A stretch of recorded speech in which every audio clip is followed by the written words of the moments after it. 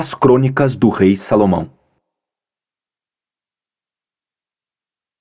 A heresia de Saul. Dentro da tenda de Saul, o anjo se encontrava. O homem o viu ao lado de sua mesa, onde via os mapas do reino. Escrevia e recebia suas cartas. Com uma túnica branca e na cintura um cordão, calçava sandálias, e suas asas refletiam uma coloração entre o branco e marrom, criando um efeito fantástico ao olho humano.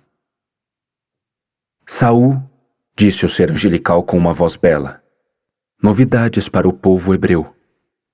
O rei jamais havia recebido a visita de um anjo. A vida toda se comunicara com Javé, que ecoava a voz em sua mente. Agora, presenciava a materialização de um ser divino em sua frente. A que devo a honra, Santíssimo?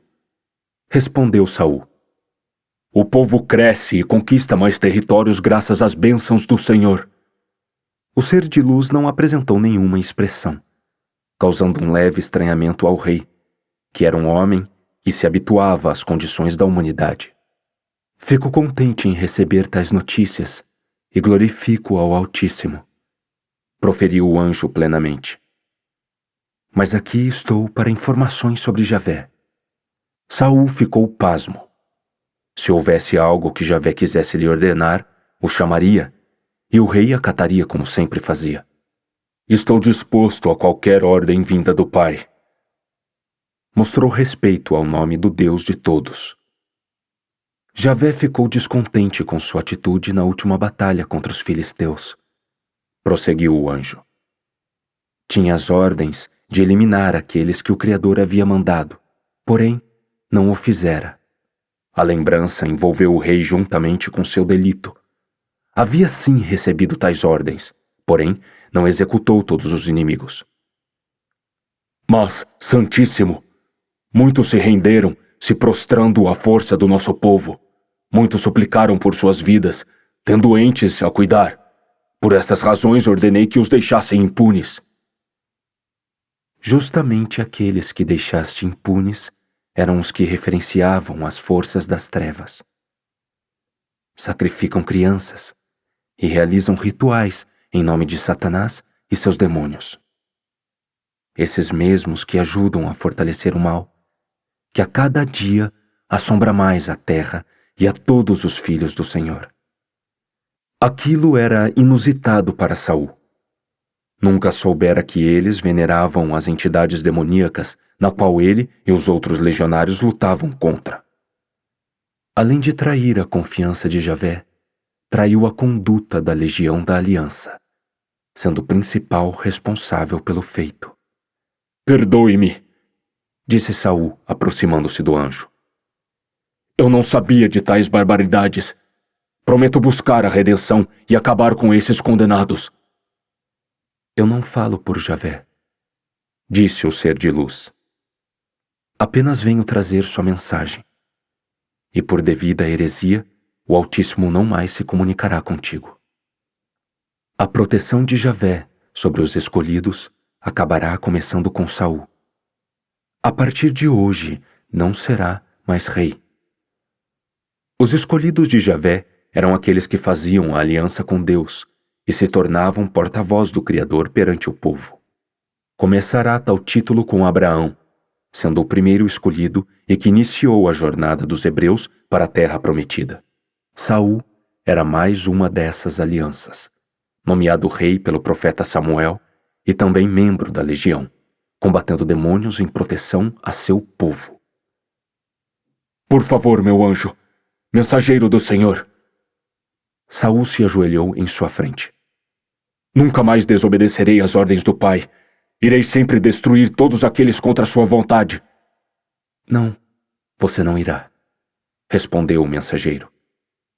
Não fará tal coisa, pois não será mais rei. Esse é o decreto de Javé. Santíssimo, começou a dizer Saul, mas o mensageiro caminhou para fora da tenda. O rei saiu em sua busca tentando mudar a decisão. Na entrada da tenda, viu o anjo ser envolvido por uma nuvem de areia e desapareceu sobre ela. Naquele dia, uma mudança havia ocorrido. Saul perdera seu cargo de nobreza e também sua proteção de Javé, sendo atormentado por demônios constantemente. Buscava por medidas que por algumas horas pudessem o aliviar dos tormentos, mas esses sempre retornavam. Daquele dia em diante, não ouviu mais a voz do Altíssimo, nem seus sucessores. O artefato sagrado. Salomão acordou cedo novamente, mais cedo que o habitual. Durante todas aquelas semanas, não havia dormido bem. Mensagens e mais mensagens sendo transmitidas em seus sonhos, algumas da melhor forma possível, em enigmas e parábolas.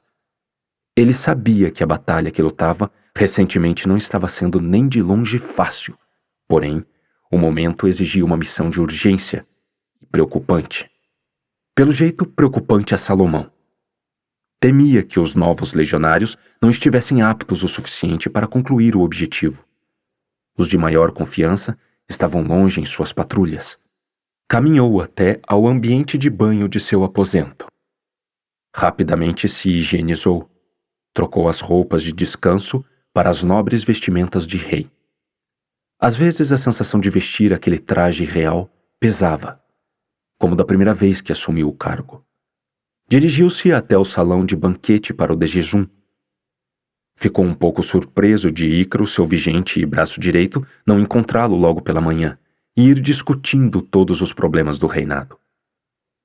José, disse ao serviçal que servia seu café, quero que me faça um favor. Chame Ícaro e Magnus. Diga aos dois que preciso ter uma reunião com eles o mais rápido possível. O jovem garoto captou a mensagem e assim se retirou do salão para cumprir suas ordens.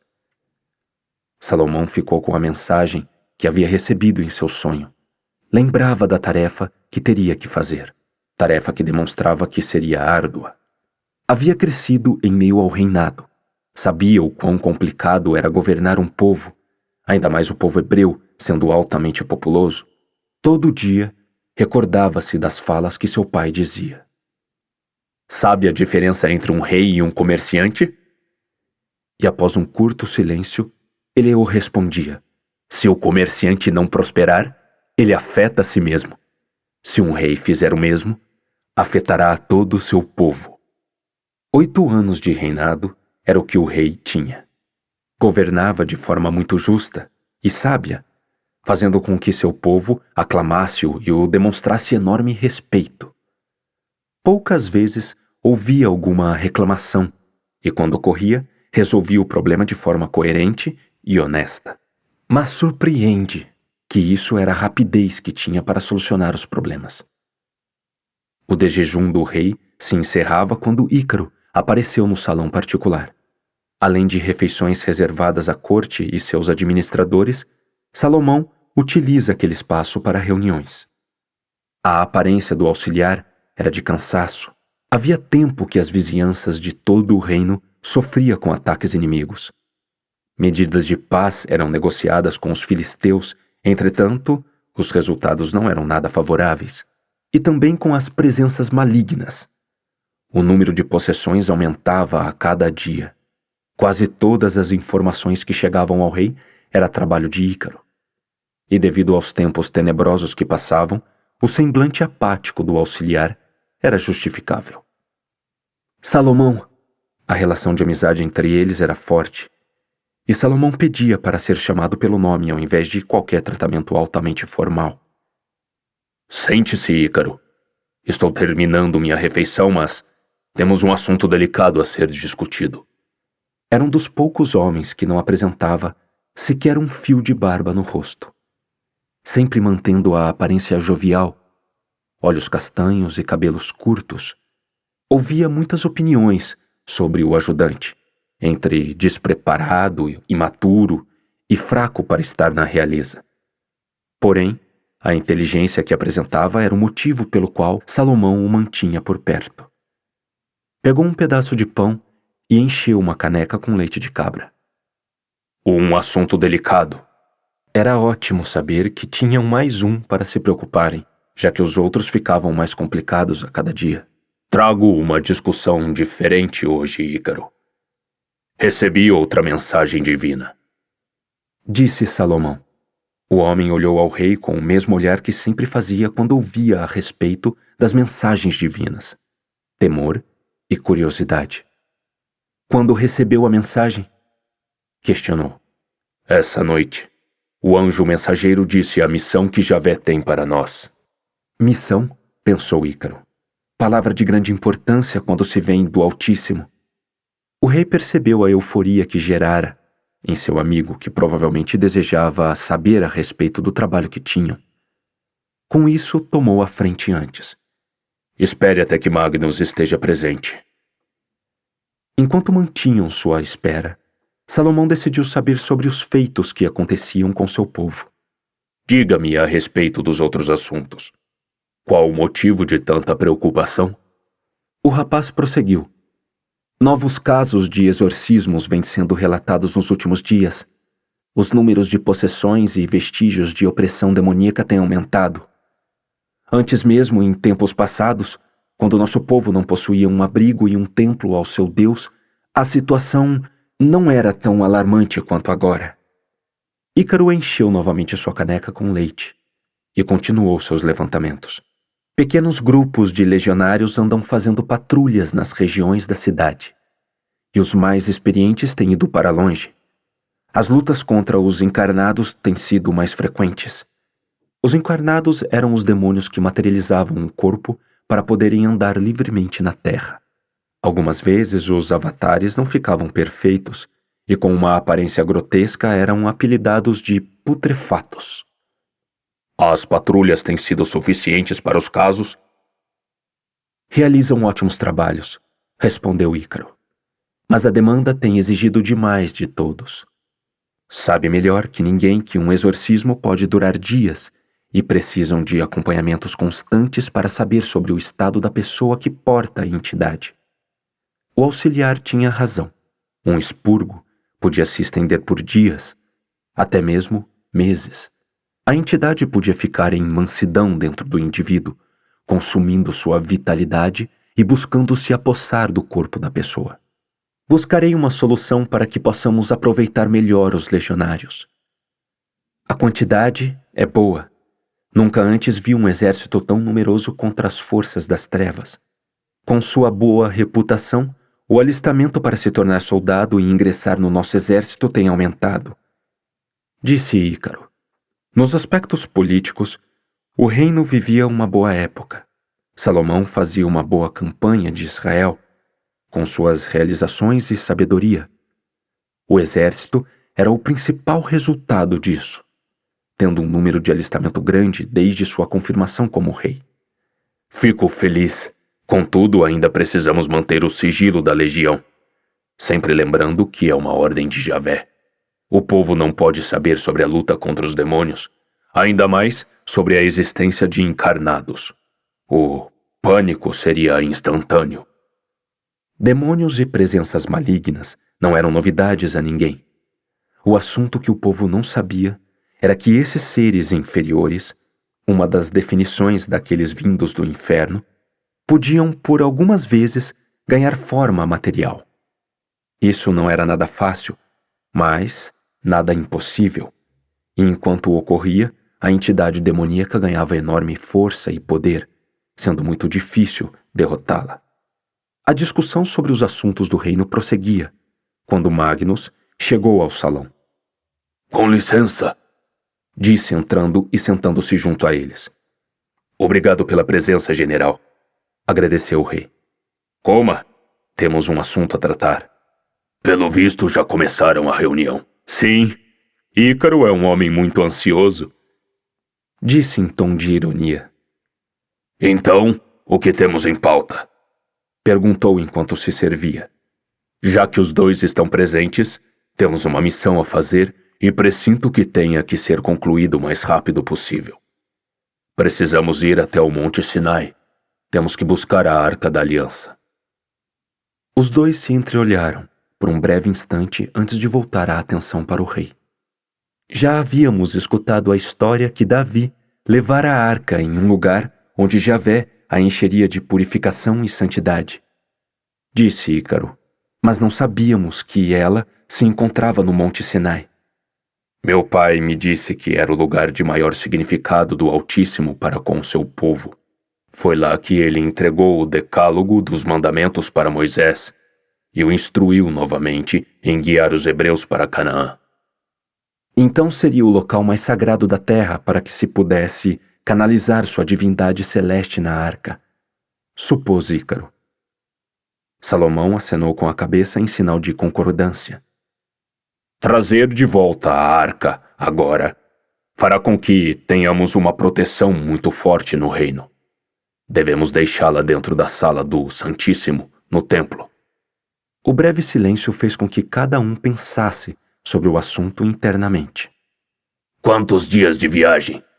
Perguntou Magnus com seu interrogatório militar. Tem alguma noção? Observei o mapa de toda Canaã, respondeu o rei. Calculo que se fizermos rapidamente a busca, em 6 dias trazemos a arca. 1 semana, sendo mais pessimista. Um tempo aceitável se não houvesse imprevistos, ainda mais nas condições atuais. E pretende partir quando? Indagou o ajudante do rei. Se possível, hoje. Não quero hesitar em começar essa jornada. Tenho ciência que precisamos do artefato para revigorar a proteção do nosso povo. A missão foi dada. Concluiremos logo. Embora soasse afoita, a decisão do escolhido era sábia. A luta contra as trevas era travada diariamente. E quem levará consigo? Quis saber Magnus. O chamei aqui para que selecionasse os melhores legionários que temos. Proferiu o escolhido. O general fez sua rápida seleção mental. O semblante não aparentava ser confortável. Bom, a maioria ainda está em formação. Temos muitos aprendizes, disse, e outros se encontram distantes no momento. Aprendizes? Repetiu Salomão. Mas quais são suas condições? São bons legionários. Só não fico muito confiante para tal tarefa perante esses jovens. Salomão refletiu em seus pensamentos. Fazia com frequência, inclusive antes de tomar suas decisões. Nada melhor que uma tarefa como essa para prepará-los. Não temos o tempo a nosso favor. As patrulhas às vezes se estendem por meses e não podemos correr esse risco. Os nobres apenas o escutavam. E Salomão continuou. Quero que escolha os 3 melhores que temos. Que sejam dedicados e corajosos. A legião sempre formou excelentes soldados e magos que lutam em nome do Altíssimo. Magnus não hesitou na ordem e, pedindo a licença de seu soberano, se levantou da mesa para executar sua ordem. Mais uma coisa, disse parando na porta do salão. Onde nos encontramos? Fique com os demais na casa mercantil. Lugar que administrava os produtos e tributos do reino, próximo à entrada da cidade. Por volta da meia-noite, diga a todos que estejam com a vestimenta, mas de forma simples e com túnicas para se protegerem do frio e do sol forte. Encontrarei vocês lá. Sem mais, o general se retirou. E quanto a mim, irei também? Perguntou Ícaro. Não. Pedirei para cuidar dos assuntos políticos em meu lugar. A única pessoa que confio para deixar com esse cargo interino é você. Era a primeira vez que o regente iria obter um dever tão penoso. Nunca recusara as tarefas que Salomão o impora. Entretanto, essa era a de maior importância, sem sombra de dúvidas. Ficar em seu lugar? Governar? Ícaro disse, tentando imaginar o ofício. Não tenho experiência, soberano. Apenas auxilio, aconselho, mas governar é um outro assunto. O rei deixou uma risada escapar. Tive a mesma sensação quando tive que começar meu reinado. A insegurança sobre o desconhecido. Só consegui me livrar disso o experimentando. Tenho certeza que se sairá bem e será por um curto tempo. E quantos questionamentos sobre sua ausência? Provavelmente só os integrantes da nobreza e do clero perguntarão. E se realmente o fizerem, diga que estou em uma missão a mando de Javé, e isso irá sanar sua dúvida. O regente tinha a mesma aparência de preocupado, mas o rei sabia que era competente para aquilo. Os dois cresceram juntos, em meio à nobreza, à política e os ensinamentos sobre o governo. Conheciam perfeitamente um ao outro. O rei era muito grato ao auxiliar que o aconselhara diversas vezes em suas atitudes. A construção do templo teve muita participação de Ícaro. Se me dá licença, vou me retirar agora, disse Salomão. Preciso meditar e fazer minhas orações. Saiu do salão deixando o amigo ali, pensando sobre o assunto e torcendo para que tudo desse certo. Meditação, falou Ícaro. Acho que farei a minha também. Jerusalém era uma grande cidade. A capital de Israel crescera exponencialmente nos últimos anos, e grande parcela desse conhecimento se dava graças ao governo de Salomão. As ruas eram espaçosas e com um asfalto em pedras. Todas subiam em aclive desde o portão principal e convergiam no alto da cidade onde o templo se localizava, sendo vislumbrado à distância, devido sua imensidão. Atrás do grande santuário, outro nome dado ao templo, um grande pátio era utilizado para treinamento e estocagem de equipamentos militares. No final da extensão de todo o terreno, o castelo real encontrava-se fortificado. A obra era alta justamente por questões estratégicas, tendo uma ampla visão do deserto que circundava Jerusalém. O castelo possuía 2 andares. O térreo continha os aposentos para os legionários, aqueles que não tinham suas casas e ficavam no castelo. Além de uma sala para refeições ao lado da cozinha, a parte superior era exclusivamente o espaço do rei. Como mais alguns aposentos, um escritório que Salomão usava para seus estudos e, eventualmente, invocações. E a sala de reunião, que também era utilizada pelo rei em seus jejuns matinais. O terraço da construção era basicamente para a observação, tendo uma vantagem de visão ampla de toda Israel. O rei caminhou em direção ao templo. Ali era um lugar de adoração a Javé, que o rei havia construído há alguns anos. A iniciativa da construção começou com o rei Davi, mas por não se achar digno de continuar o projeto devido aos seus pecados, deixou a tarefa com seu filho, Salomão. A obra contava com um grande salão para celebrações e um altar para os sacrifícios na parte externa.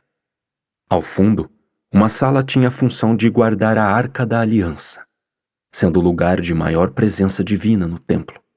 Era exatamente ali que deveriam levar a arca. A obra demorou ao todo 5 anos para ficar pronta, tempo que foi muito elogiado, já que para uma estrutura como essa era comum o prazo ser muito mais extenso. A construção do templo era um dos segredos de Salomão, que poucas pessoas conheciam. Em silêncio, o rei refletiu, pedindo esclarecimento de seus deveres a Javé. O local fortalecera a devoção do povo. Diversas pessoas ansiavam em conhecer o templo e, assim, conectarem melhor com seu Deus, o que consequentemente aumentou o fluxo de peregrinação à capital. Ciente de tudo que deveria fazer, o rei, parado na entrada do templo, recordou claramente da construção daquela obra fantástica.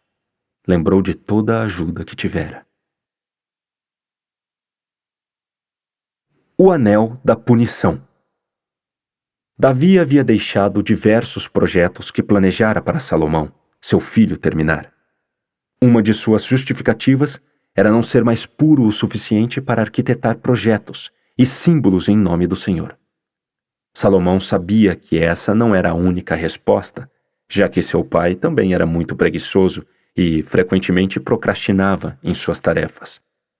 Durante o decorrer dos anos, os magos, legionários que dedicam seu treinamento diretamente para a maginologia, aprimoravam as técnicas e encantamentos de luta e defesa.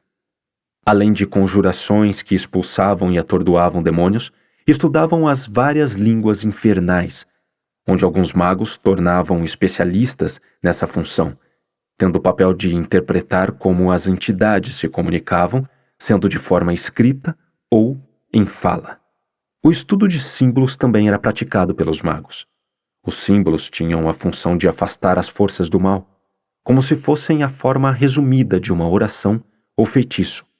Criavam e aprimoravam seus símbolos que sempre necessitavam de uma apuração precisa em seu desenvolvimento. Desde o desenhar até a unção, quando o símbolo era abençoado e ganhava seu poder, tinha que ser feito por um mago capacitado nessa área, que com o tempo ganhou o nome de simbologistas. Interessado nesse ramo, Davi sempre lera muito a respeito da simbologia, porém, nunca buscou se aperfeiçoar. A maginologia em si não o interessava muito, fazendo o rei treinar frequentemente sua esgrima e artes de combate. Não à toa foi considerado um exímio guerreiro. Em uma de suas pesquisas, descobriu que havia a possibilidade de desenvolver um símbolo que poderia aprisionar demônios, algo diferente até o momento. Analisando os documentos, notou que a estrela de 6 pontos, a que carregava como colar, que ficou conhecida pelo seu nome, a Estrela de Davi, era a base de tal símbolo. Passou anos tentando encontrar a forma correta, ou a unção certa para que o encantamento funcionasse. Entretanto, nunca teve êxito. Ao final, acabou deixando seus estudos de lado, os mesmos estudos que futuramente seriam retomados por Salomão. O mais sábio dos homens aprofundou-se na simbologia e, com base na Estrela de Davi, desenvolveu o símbolo de Keleb. Os legionários diziam que esse nome significava justiça de Deus, ou, interpretando por outro lado, podia ser a punição. E exatamente esse foi a definição que Salomão aplicou ao anel, o anel da punição. Salomão utilizou a Estrela de Davi, a mesma que seu pai usara, porém a desenhou de forma transpassada, como se seus lados fossem trançados um dentro do outro. Com as devidas unções, o anel se tornou uma arma poderosa nas mãos do rei, que conseguia agora condenar os espíritos demoníacos de volta ao inferno. Os magos, novamente, reconheceram o valor da sabedoria do rei, que a cada dia evoluía como governante, sacerdote, mago e guerreiro. Os demônios de Salomão. Dando início ao projeto de Davi, o rei começou a construção do templo, lugar que seria a casa do Criador na terra, e com isso a obra seria grandiosa. Para tal feito, Salomão contratou os melhores engenheiros e mestres de obras de todo o reino. Alguns vieram de terras distantes, como o Egito e Midian. A repercussão ganhou força em toda Canaã, e todos ansiavam em conhecer a casa de Deus. Já se passava 2 anos e a construção se encontrava na metade do processo. O templo contava com 2 salões, um onde ocorreria as celebrações a Jeová, e outro ao fundo, como o Santíssimo, onde ficaria a Arca da Aliança, ou Arca do Pacto. Nas laterais do templo, 2 salas menores, em comparação à estrutura principal e mais estreitas, serviriam como armazéns. Guardariam incensos e lenhas para sacrifícios e outros utensílios do santuário. O terreno do edifício se estendia por mais alguns metros e em sua entrada um altar para sacrifícios era feito. Mal acabava a construção e as peregrinações já aconteciam. Muitos queriam presenciar o levantamento daquele local santo. Outros proferiam que aquilo seria a mudança para novos tempos, tempos de paz, onde Jeová viveria na terra. Salomão participava diretamente da construção, fiscalizando e elaborando os projetos com sua equipe de engenheiros. Seu regente, Ícaro, jovem assim como ele, auxiliava em suas decisões e cuidava especialmente das questões financeiras da obra. O rei se mostrava próximo de seus funcionários. Pagava a todos pelos seus serviços pessoalmente, tendo uma boa relação com eles. Sempre buscava ser próximo daqueles que prestavam serviço ao seu reino. Esperamos que você tenha gostado desta prévia. Para continuar ouvindo este audiolivro no Google Play Livros, use o link na descrição do vídeo.